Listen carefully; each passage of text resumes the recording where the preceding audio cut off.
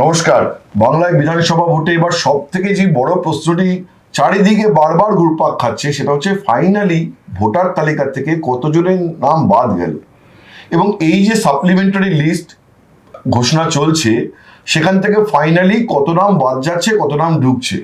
একটা জিনিস পরিষ্কার, সেটা হচ্ছে কমিশন অন্তত সাপ্লিমেন্টারি লিস্টের ক্ষেত্রে খুব ক্লারিটির সঙ্গে জানাচ্ছে না যে কত নাম যাচাইয়ের পরে যোগ্য বলে বিবেচিত হচ্ছে এবং কত নামকে অযোগ্য বলে বাদ দেওয়া হচ্ছে। দ্য ওয়ালে সবার আগে সঠিক খবরটা আমরা জানাচ্ছি, সেটা হচ্ছে যে অলরেডি 37 লক্ষ নাম যাচাই হয়েছে, তার মধ্যে 31 লক্ষ নাম বা আবেদন আপলোড হয়েছে ওয়েবসাইটে, এবং তার মধ্যে এই 31 লক্ষের মধ্যে প্রায় 14 লক্ষ, 13 লক্ষ সামথিং, প্রায় 14 লক্ষ নামকে কিন্তু বাদ দেওয়া হয়েছে। মানে 31 লক্ষের মধ্যে 14 লক্ষ নাম বাদ যাওয়া মানে মোর দেন 44%। 44% নাম বাদ গেছে। যে এই লজিক্যাল ডিসক্রিপেন্সির যে তালিকা, 60 লক্ষ নামের যে আবেদনের যে তালিকা, সেখানে যে অলরেডি 31 লক্ষ আপলোড করা হয়েছে তার মধ্যে 44% বাদ গেছে। এসআইআর এর যে প্রক্রিয়া শুরু হয়েছিল পশ্চিমবঙ্গে, তার মধ্যে আমরা দেখেছি প্রথম দফায় 58 লাখ ভোটারের নাম বাদ যায়। মৃত ভোটার, ডুপ্লিকেট ভোটার, অন্যত্র চলে যাওয়া ভোটার, এসব মিলিয়ে 58 লক্ষ। পরবর্তীকালে আরো বাদ যায়, সংখ্যাটি দাঁড়ায় 63,66,000। তার সঙ্গে জুড়ুন আরো 14,000। তার মানে সেই সংখ্যাটি প্রায় এখন 77-78 লক্ষের কাছে পৌঁছে গেছে। এবং এই হার যদি থাকে, 44% রেট, এই স্ট্রাইক রেট যদি থাকে, তাহলে আরো যে 29 লক্ষ বাকি রয়েছে যাচাই প্রক্রিয়া যে চলছে, সেখান থেকেও যদি আলাদা 44% বাদ যায়, মানে আলাদা 13 লক্ষর মতো নাম বাদ যায়, তাহলে সংখ্যাটা ফাইনালি গিয়ে দাঁড়াবে 90 লক্ষ, 90 lakhs। এই যে ভোটটা শুরু হওয়ার আগে বিজেপির একাধিক নেতা বলছিলেন যে প্রায় 1 কোটি নাম বাদ যাবে, এবং রাজনৈতিক মহলেও একটা ধারণা ছিল যে প্রায় কোটিখানেক নাম বাদ যেতে পারে। সেটাই দেখা যাচ্ছে যে প্রায় 1 কোটির দরজায় পৌঁছতে যেতে চলেছে যে 90 লক্ষ সংখ্যাটা। এখন কথা হচ্ছে যে কোন জায়গায় দাঁড়িয়ে আছে, কমিশন কি বলছে, যাদের নাম এই যাচাইয়ের পরে বাদ গেল তাদের মধ্যে এখনো যোগ্য ভোটার রয়েছে, সে খবর আমরা জানি, আমাদের চেনাশোনার লোকজনও রয়েছে তাদের মধ্যে। তারা কি করবেন? তারা ট্রাইব্যুনালে কিভাবে যাবেন? ট্রাইব্যুনাল কোথায় হচ্ছে? এবং ট্রাইব্যুনালে গেলেও কি প্রথম দফার ভোট 23শে এপ্রিল, তারা কি ভোট দিতে পারবেন? That is the big question. সেই প্রশ্নের উত্তর নিয়ে আমরা আজকে আলোচনায় এসেছি। রফিক আমার সঙ্গে রয়েছেন, রফিকুল জামাদার। রফিক প্রতি মুহূর্তে ইলেকশন কমিশনের খবর দ্য ওয়ালে পাবলিশ করছে এবং আপনার সামনে তুলে ধরছে। রফিককে আমি জিজ্ঞাসা করবো, রফিক, দ্য বেসিক কোয়েশ্চেন, প্রথমে একটা বেসিক কোয়েশ্চেন দিয়ে শুরু করবো, যে স্ট্যাটাসটা কি, এখনো পর্যন্ত কি অবস্থায় দাঁড়িয়ে আছে? দেখো, আমরা সবাই জানি যে গতকাল মাঝরাতে একটা সেকেন্ড সাপ্লিমেন্টারি বা অতিরিক্ত তালিকা বেরিয়েছে। সেই তালিকায় টোটাল 21 লক্ষ নাম আপলোড করা হয়েছে। এর আগের যে অতিরিক্ত তালিকা সেখানে 10 লক্ষ আপলোড করা হয়েছিল, গতকাল 21 লক্ষ, টোটাল 31 লক্ষ। তুমি যেমনটা বললে একদমই ঠিক, 44% নাম কিন্তু ডিলিটেড হয়ে গেছে। এবং এই নাম ডিলিটেড যাদের হয়ে গেছে তাদের এখন বড় প্রশ্ন হচ্ছে, শঙ্করদা, তারা ভোট দিতে পারবেন কিনা। এখন যে অবস্থায় রয়েছে, কারণ সুপ্রিম কোর্ট নির্দেশ দিয়েছিল জুডিশিয়াল অফিসাররা এটা নিষ্পত্তি করার পর কারা ডিলিট হচ্ছেন এবং কারা ভোট দেওয়ার জন্য যোগ্য হচ্ছেন সেই তালিকা প্রকাশ করতে হবে। ইতিমধ্যে দুটো তালিকা প্রকাশ পেয়ে গেল, কিন্তু যারা ডিলিট হচ্ছেন তারা কি আগামী নির্বাচনে ভোট দিতে পারবেন? কারণ সময় খুব কম, শঙ্করদা। 23 তারিখে প্রথম দফার ভোট পশ্চিমবঙ্গে, এবং এই প্রথম দফার ভোট যেখানে যেখানে, সেই সমস্ত জায়গায় যেখানে নাম ডিলিট হয়ে গেছে, সময়টা কিন্তু খুব বেশি নয়। এখনো পর্যন্ত সুপ্রিম কোর্টের নির্দেশ মতো এর পরবর্তী পদক্ষেপ হচ্ছে ট্রাইব্যুনাল যেতে হবে, সেখানে গিয়ে প্রমাণ করতে হবে ডকুমেন্টস দেখিয়ে, এবং জাজেরা যদি মনে করেন যে হ্যাঁ এই কাগজ দিয়ে তিনি প্রমাণ করতে পারছেন, তবেই তার নাম উঠবে। একটা দীর্ঘমেয়াদী তোমার প্রসেস। কিন্তু এখনো পর্যন্ত এই যে ট্রাইব্যুনাল কোথায় বসবে তা নিয়ে কিন্তু এখনো পর্যন্ত ধোঁয়াশা রয়েছে। এটা মাইন্ডেড। রফিক এই যে লাইনটি বললো, লাস্ট লাইন, যে সুপ্রিম কোর্ট বলেছিল যে ট্রাইব্যুনালে যেতে পারবেন যাদের নাম উঠলো না, যারা অযোগ্য বলে বিবেচিত হলেন, তারা সুপ্রিম কোর্টের নির্দেশে তৈরি ট্রাইব্যুনালে যেতে পারবেন, যেখানে অবসরপ্রাপ্ত বিচারপতিরা থাকবেন। কিন্তু ইন্টারেস্টিং খবর রফিক যেটা বলতে চাইছে, যে ট্রাইব্যুনালে অবসরপ্রাপ্ত বিচারপতিরা কোথায় বসবেন সেই জায়গাটাই কিন্তু এখন ঠিক নয়। মানে ট্রাইব্যুনালে আপনি যাবেন, কোথায় যাবেন? সল্টলেকে যাবেন, দক্ষিণ কলকাতা কোথাও যাবেন, ইলেকশন কমিশনের অফিসে যাবেন, ডিএম এর অফিসে যাবেন, কোন অফিসে যাবেন, কোথায় ট্রাইব্যুনালের বিচারপতিরা বসবেন, এখনো পর্যন্ত সেটা ডিসাইডেড নয়। রফিক আরো জানাবে, বলো। এবং গতকাল সিও দপ্তরের অ্যাডিশনাল সিও তিনি বেশ কয়েকজন জুডিশিয়াল অফিসারকে নিয়ে নিউ টাউন এলাকায় ভিজিট করতে গেছিলেন, যে সেখানে কোনো রকম জায়গা খুঁজে পাওয়া যায় কি না। প্রাথমিকভাবে সেখানে জুডিশিয়াল একাডেমি বলে একটা জায়গা রয়েছে, সেই জায়গা দেখানো হয়। সূত্রের খবর এবং খুব দায়িত্ব নিয়ে বলছি যে জুডিশিয়াল অফিসাররা যারা গেছিলেন, অবসরপ্রাপ্ত বিচারপতিরা, তারা জানিয়ে দিয়েছেন যে এখানে সমস্যা রয়েছে। এর পরবর্তী সময় সেখান থেকে তাদেরকে নিয়ে যাওয়া হয় হিট করতে, সেখানে একটা জায়গা দেখানো হয়, সেখানেও কিন্তু এখনো পর্যন্ত পছন্দ হয়নি। এই রকমভাবে নিউ টাউনে মোট 3 জায়গায় তাদেরকে নিয়ে যাওয়া হয়েছিল গতকাল। শেষ পর্যন্ত স্টেডিয়ামটাকে বলা হয়েছিল যে সেখানে ট্রাইব্যুনাল খোলা যায় কিনা আপনারা দেখুন, সেখানেও এখনো পর্যন্ত তাদের কিন্তু আপত্তি রয়েছে।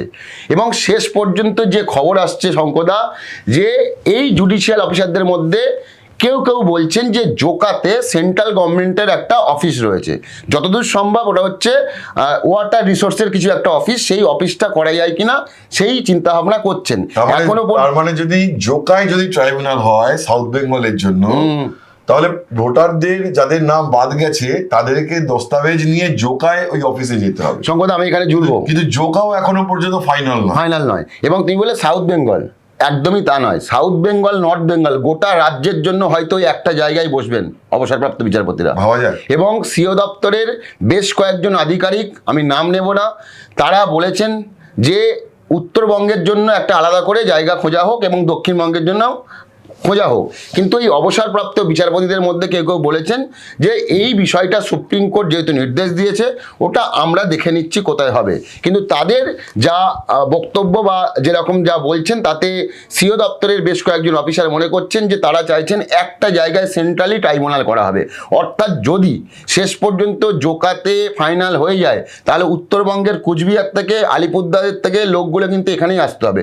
যদিও যেটা করা হচ্ছে অনলাইনে একটা করার ব্যবস্থা থাকবে, কিন্তু অনেকের প্রশ্ন, গ্রামগঞ্জে যারা থাকেন, যারা কিছু বোঝেন না, তারা অনলাইনে কি করবেন, সেই সমস্যা রয়েছে। কিন্তু এই যে একটা লং প্রসেস এবং তারপরে ট্রাইব্যুনালে আসা, আবেদন করা অনলাইনে, তারপরে সেটাকে দেখে যাচাই করে নাম তোলা, এইটা করতে করতে অনেকেই মনে করছেন যাদের প্রথম দফায় ভোট রয়েছে তারা ভোট দিতে কিন্তু পারবেন না, বা ভোট দেওয়া খুব টাফ হয়ে যাচ্ছে। অর্থাৎ যারা ডিলিটেড কিন্তু তাদের কাছে ডকুমেন্টস থাকা সত্ত্বেও তারা এখনো অযোগ্য, তারা প্রমাণ করতে করতে ভোট দিতে পারবেন কিনা একটা বড় প্রশ্ন। আমি এখানে বলি, আবার একটা আমি উদাহরণ দিই। আমার বাড়ির, আমার দাদার ওয়াইফ, তার পাসপোর্ট রয়েছে, গতকাল সেকেন্ড সাপ্লিমেন্টারি লিস্ট আমি যখন দেখলাম আমার দাদার ওয়াইফের নামটা ডিলিটেড যে তালিকা, সেই তালিকার মধ্যে রয়েছে। ইভেন আমি এখানে বসে বলছি, দায়িত্ব নিয়ে বলছি, আমি আমার এই দাদার ওয়াইফের যে হিয়ারিং ছিল সেই দিনকে আমারও ছিল, আমি নিজে গেছিলাম, নিজে গিয়ে পাসপোর্ট জমা দিয়েছিলাম। পাসপোর্ট জমা দেওয়ার পরে একজন ভোটার, যোগ্য ভোটার, তার নাম ডিলিটেড। তো এই যে জেনুইন ভোটারগুলো বাদ চলে যাচ্ছে, এদের ভবিষ্যৎ কি হবে তা কিন্তু কেউ জানে না। এবং আবারও বলবো যে যাদের প্রথম দফায় ভোট রয়েছে এবং ডিলিটেড, তাদের নাম কবে উঠবে এই ট্রাইব্যুনালে গিয়ে তা নিয়ে কিন্তু বড় প্রশ্ন থেকে যায়। এখানে একটা কথা রফিক, এই যে জটিলতাটা বাড়লো, এই জটিলতা বাড়লো কেন, কার জন্য বাড়লো? আমি যতদূর জানি, ইলেকশন কমিশন একটা সময় পর্যন্ত জানিয়েছিল যে লজিক্যাল ডিসক্রিপেন্সি যাদের নাম রয়েছে, আমরা কমিশনের অফিসাররা বসে বসে দেখছি, বহু জায়গায় আছে যে যাদের পাসপোর্ট ডকুমেন্ট রয়েছে, পেনশনের ডকুমেন্ট রয়েছেন, তাদের নাম ঠিকমতো তাদের ডকুমেন্ট আপলোড হয়নি, সে কারণে বাদ গেছে, আমরা দেখে দেখে এইগুলোকে ঠিক করে নিচ্ছি। কিন্তু যখনই ব্যাপারটা সুপ্রিম কোর্ট নির্দেশ দিয়ে দিল এবং জুডিশিয়াল অফিসারদের কাছে চলে গেল, তখন কমিশনের আর কিছু করার রইল না। ঠিক। এবং কমিশন বলল যে আর তো নতুন করে ডকুমেন্ট আপলোড করা যাবে না, জুডিশিয়াল অফিসারদের সামনে যে আপলোডেড ডকুমেন্ট থাকবে সেইটার ভিত্তিতে তারা সিদ্ধান্ত নেবে। তার ফলে এটা কি হলো যে ব্যাপারটা সুপ্রিম কোর্টে যাওয়ার ফলেই জটিলতা বেড়ে গেল এবং অনেক বেশি একটা প্রশাসনিক কপিবুকের মধ্যে দিয়ে যেতে হচ্ছে, যে যেখানে পার্সোনাল কনসিডারেশনে একজন মানুষকে দেখে বোঝা যাচ্ছে যে না ইনি এনার বাবা, বা এখানে কোনো সমস্যা নেই, ডিসক্রিপেন্সি নেই, তাহলে এনাকে আমি যাচাই করে রাখতে পারি। এই যে কনসিডারেশন জায়গাটা রইল না বলে এখানে কি নামটা বেশি বাদ যাচ্ছে? দেখো, একটা জিনিস বুঝতে হবে যে প্রথম থেকে এই কাজটা করছিল নির্বাচন কমিশন এবং এখানকার সিও দপ্তর। তাদের অফিসার ইআরও এই সমস্ত বিষয়গুলো দেখছিল। এবার সেই জায়গা থেকে যখন লজিক্যাল ডিসক্রিপেন্সি আসে, এ রাজ্যের মুখ্যমন্ত্রী মমতা বন্দ্যোপাধ্যায় বা শাসক দল অভিযোগ করতে শুরু করেন যে কোথাও কোথাও বেছে বেছে ইচ্ছে করে এই লজিক্যাল ডিসক্রিপেন্সির নাম করে জেনুইন ভোটারদের নাম বাদ দেওয়ার চক্রান্ত করছে কমিশন, এটা অভিযোগ। এই অভিযোগের পরে সেটা শেষ পর্যন্ত সুপ্রিম কোর্টে গড়ায়। এ রাজ্যের যিনি মুখ্যমন্ত্রী মমতা বন্দ্যোপাধ্যায়, তিনি নিজে একজন নাগরিক হিসেবে সেখানে গিয়ে শুনানিতে যোগ দেন। যোগ দিয়ে তিনি তার সওয়াল জবাব করেন। পরবর্তী সময় দেখা যায় যে সুপ্রিম কোর্ট বেশ কিছু নির্দেশ দেয়।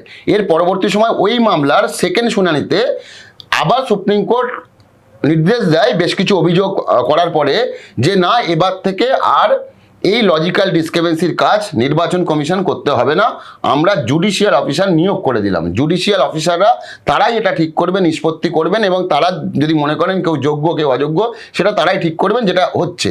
এবার এই যেটা আইনের প্রসেসে পড়ে গেল না, সেক্ষেত্রে জুডিশিয়াল অফিসাররা যেহেতু সুপ্রিম কোর্টের নির্দেশে কাজ করছেন, তাদের কাছে পার্সোনাল কিন্তু কোনো নেই যে আমি জানি যে ওই ব্যক্তির ডকুমেন্টস রয়েছে আমি করে দিলাম, এইটা কিন্তু জুডিশিয়াল অফিসাররা করবেন না। এখানেই সিও দপ্তরের বেশ কিছু অংশের অফিসাররা বলছেন যে এটা আমাদের হাতে থাকলে যদি কারোর জেনুইন ভোটার নাম বাদ চলে যেত, তাহলে তারা আবেদন করতে নয় ডিএম অফিসে, নয় বিডিও অফিসে, নয় সিও দপ্তরে, আমরা সেই সমস্ত ইআরওকে বলতে পারতাম যে এই যে একটা অভিযোগ এসছে বা এই 10টা অভিযোগ এসছে, এদের ডকুমেন্টস কোথায়, আপনি কি ডকুমেন্টস পেয়েছেন? যদি সেই ডকুমেন্টস পাওয়ার পর যদি আমাদের কাছে সাবমিট করতো বা ডিএম অফিসে সাবমিট করতো, তাহলে আমরা কনসিডার করতে পারতাম। কিন্তু সেই যে বিষয়টা, সেই বিষয়টা কিন্তু এখন আর নেই। এখন টোটালটাই হচ্ছে আইনি জটের মধ্যে পড়ে গেছে। মানে ব্যাপারটা হচ্ছে খুব সিম্পল। ব্যাপারটা হচ্ছে যে ট্রাইব্যুনালের প্রসেসটা এখন সুপ্রিম কোর্টের নির্দেশে হচ্ছে, সেটাই কমিশন বলেছিল যে ডকুমেন্ট নিয়ে এলে ডিএম অফিসে এসে ইয়ারোর কাছে কিছু একটা পথ খুঁজে পাওয়া যেত না, ডকুমেন্ট তো যথাযথ ডকুমেন্ট থাকলেই তাকে ভোটার তালিকায় নাম তুলে দেওয়া হতো ডিসক্রিপেন্সিতে। সেই জায়গাটা এখন একটা পুরোপুরি কপিবুক জায়গায় চলে গেছে সুপ্রিম কোর্টের, মহামান্য সুপ্রিম কোর্টের নির্দেশে।